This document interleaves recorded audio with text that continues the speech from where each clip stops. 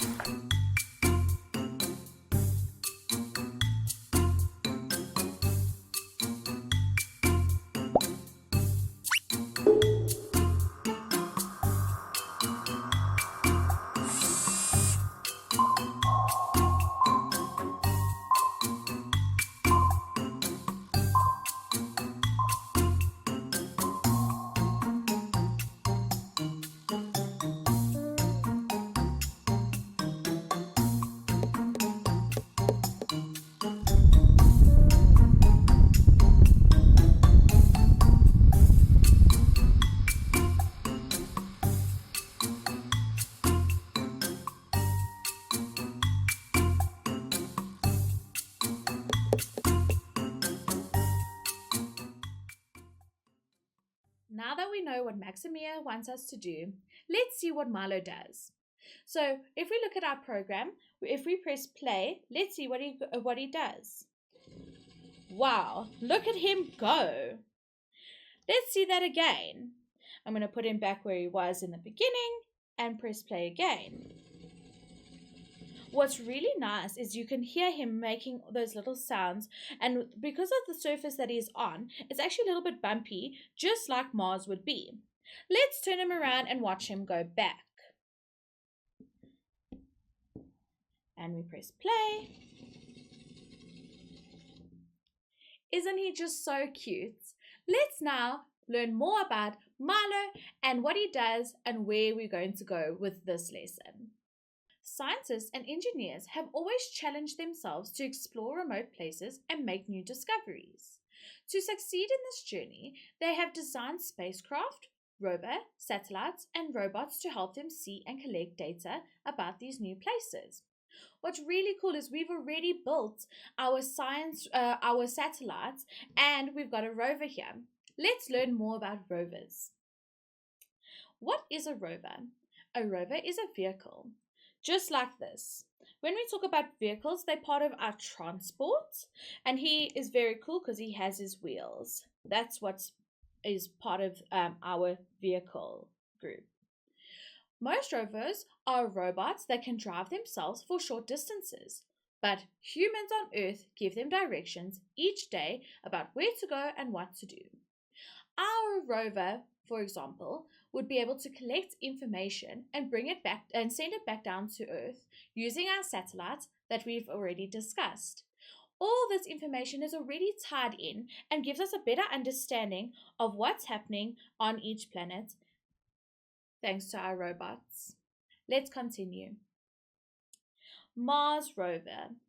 Scientists send rovers to Mars. They also use submarines and water. So if we look at high up in the sky in space, we use rovers.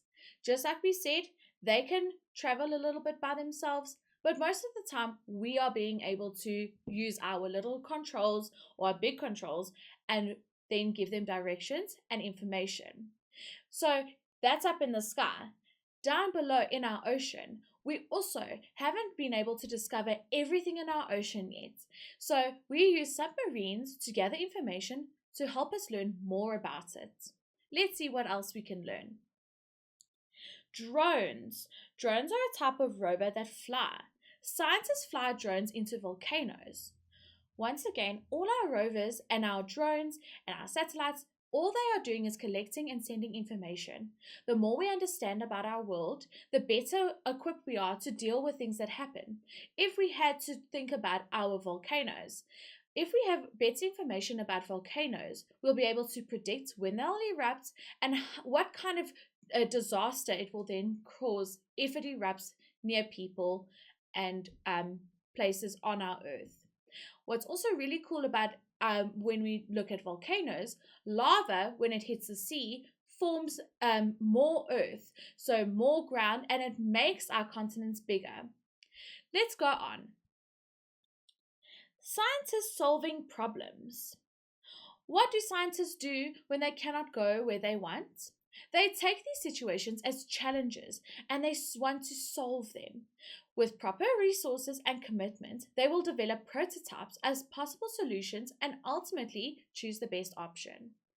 If we had to look at the word prototypes, these are like our robots, our Milo over here, that we use to test different situations or to test the environment that they're going to work in. Milo will be going to Mars. We have to send up a robot to test if this robot is strong enough to withstand the temperatures, the climate. So that's not only what's happening on the ground or in the air. Is there some sort of poisonous gas that might help destroy the equipment? We don't know. So that's why we have lots of different people, scientists, engineers, all at the same time developing things that might be for the same solution, but we've got different options to choose from. Then together they discuss which one will work best, and then they move forward and they learn and then they grow, and then ultimately we solve problems. Thank you so much for joining me today. In our next video, you'll get to see us building Milo, and then we're going to program him. Until next time.